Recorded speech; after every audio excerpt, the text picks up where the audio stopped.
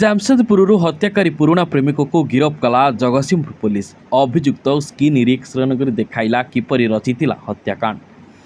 ଜଗତସିଂହପୁର ଜିଲ୍ଲା ସଦର ଥାନା ବଳରାମପୁର ପଞ୍ଚାୟତର କାଠିଆପଡ଼ା ଦାସ ସାହିର ସସ୍ମିତା ଦାସଙ୍କ ହତ୍ୟାକାଣ୍ଡ ଘଟଣାର ମୁଖ୍ୟ ଅଭିଯୁକ୍ତ ହତ୍ୟାକାରୀ ପୁରୁଣା ପ୍ରେମିକ କୁଳମୁଣ୍ଡିଲ ଗ୍ରାମର ସୂର୍ଯ୍ୟକାନ୍ତ ସ୍ୱାଇଁ ଗତକାଲି ରାତିରେ ଜାମଶେଦପୁରରୁ ଗିରଫ କରିଛି ଜଗତସିଂହପୁର ପୁଲିସର ସ୍ପେଶାଲ ସ୍କ୍ୱାଡ୍।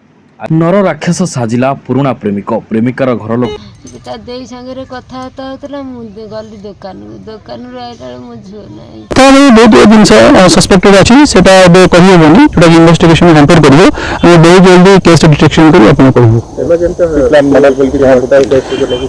मॉडल एंगल तो होमिसाइड एंगल तो इन्वेस्टिगेशन करछु डेफिनेटली आमे बीएफएसएल टीम भी राखिछु इमीडिएटली डॉग स्क्वाड भी राखिछु। डॉग स्क्वाड हम किछि टूल भी देछि लोकल लोकन को भी बहुत गुड क्लियर में पाइछु। हम से ऊपर वर्कआउट ऑलरेडी आरंभ कर देछु। ये अनेत्र निर्बंध कराई देवा परे प्रतिहिंसा परायण होई सब संपर्क भूली गला पुरुणा प्रेमिक।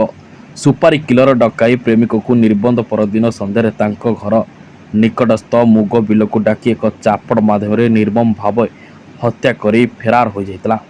मृत सस्मिता गत 19 तारिख में भद्रक जिलार जड़े व्यक्ति सहित निर्बंध होइतला। से समस्त दायित्व पूरण प्रेमिक पुपु नेइतला। पर सस्मिता निर्बंध फोटो भाइराल हेबा परे पुपु प्रति हिंसा परायण होई उठितला। 20 तारिख संध्यारे सस्मिता को फोन करी डाकितला। सस्मिता पड़ोशी घर को बुलिबा को जाई और घर को फेरी नतला।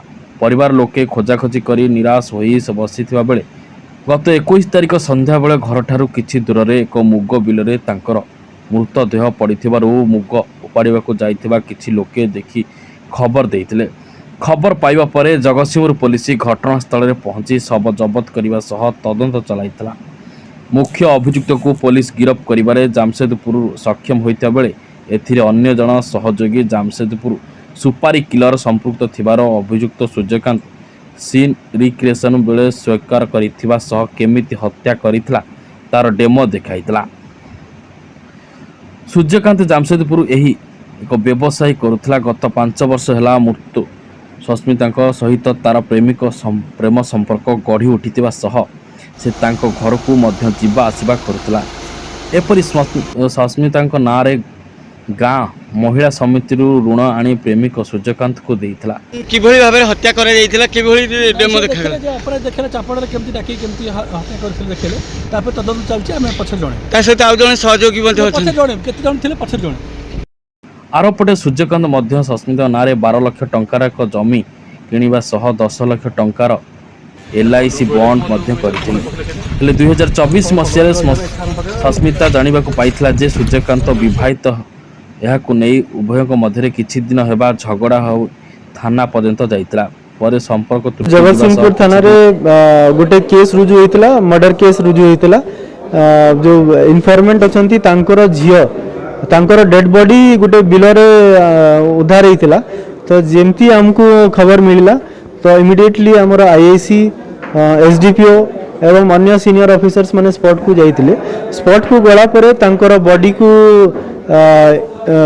देखिला परे एवं लोकल लोकन को संगे कथबार्ता हैला परे एवं हमर साइबर सेल रो भी हेल्प नहीं की, जो टेक्निकल इंटेलिजेंस नहीं की सबू कला परे हमें मेन एक्यूज अछि सूर्यकांत ता उपरे हमें पॉइंट आउट हमर सबू जेते एंगल रे सबू ता उपरे ही पॉइंट आउट होतला। तो आमे जेतेबेले कंफर्म हे गलु कि यही एक्यूज अछि।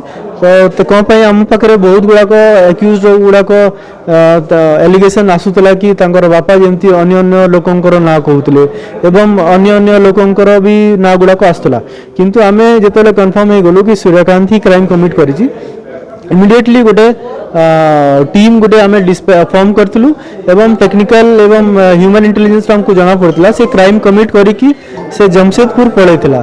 तो आमे टीम को इमीडिएटली जमशेदपुर पठैथिलु ताकू सेइठू आमे धरिकी जगतसिंहपुर आनिलु। तापरे आमे सीन रिक्रिएशन करलु। सीन रिक्रिएशन रे से सब हमको कन्फेस कर देला एवं कन्फेस करिकि से जो वेपन ऑफ ऑफेंस जो अछि क्राइम कमिट कला परे से कोठी डिस्पोज कर देला सेइठी नै कि हमर लीडिंग टू डिस्कवरी भी हेछि। तो हमर जहा जहा प्रोसेस फॉलो करिवार छै हमें फॉलो करिवु एवं बहुत शीघ्र ताकू कोर्ट चालान कर देबु सो दैट से न्याय जहा भी दंड पाइबा अछि पाइबो। সেটা সুপারি কিଲর को आम बहुत शीघ्र आमर टीम ऑलरेडी फॉर्म कराई से ताको आम बहुत शीघ्र धरदेबु ହେବ ସୂର୍ଯ୍ୟକାନ୍ତ ପୁଣି ସସ୍ମିତାକୁ ଘରକୁ ଯିବା ଆସିବା ଆରମ୍ଭ କରିଥିଲା। 20 ତାରିଖ ଦିନ ସୂର୍ଯ୍ୟକାନ୍ତ ସସ୍ମିତାକୁ ମୁଗ ବିଲକୁ ଡାକି ସୁପାରି କିଲର ସହ ମିଶି ହତ୍ୟା କରିବା ପରେ ଫେରାର ହୋଇଯାଇଥିଲା। ଜାମସେଦପୁରରୁ 2 ଲକ୍ଷ ଟଙ୍କା ଦେବା ପାଇଁ କଥା କରି ସାଙ୍ଗରେ ସୁପାରି କିଲରକୁ ଆଣିବା ସହ 20,000 ଟଙ୍କା ବଇନା ଦେଇଥିଲା ସୂର୍ଯ୍ୟକାନ୍ତ। ସସ୍ମିତା ଅନ୍ୟତ୍ର ବାହା ହୋଇଗଲା। ତା ନାଁରେ କିଣିଥିବା ଜମି LIC ଟଙ୍କା ବୁଡ଼ିଯିବା ଚିନ୍ତାରେ ସେ ସସ୍ମିତାକୁ ହତ୍ୟା କରିଥିବାର ପୋଲିସ ଆଗରେ କହିଛି। ପୋଲିସ କେବଳ ପ୍ରେମିକ ସୂର୍ଯ୍ୟକାନ୍ତକୁ ଗିରଫ କରିବାରେ ସକ୍ଷମ ହୋଇଥିବା ବେଳେ ହତ୍ୟାରେ ସମ୍ପୃକ୍ତ ଚାପଡ଼ ଓ ମୋବାଇଲ ଫୋନକୁ ଜବତ କରିଥିବା ବେଳେ ତାର ଅନ୍ୟ ସହଯୋଗୀ ସୁପାର କିଲରକୁ ଧରିବାରେ ସକ୍ଷମ ହୋଇପାରି ନାହିଁ। ଏହି ହତ୍ୟାକାଣ୍ଡରେ ଆହୁରି ଅନେକ କିଛି ରୋଚକ ଘଟଣା ରହିଥିବା ବେଳେ ଏହାର ଅଧିକ ତଦନ୍ତ ପରେ ଅନ୍ୟ ସବୁ ପଦାକୁ ଆସିବ ବୋଲି ପୋଲିସ କହିଛି।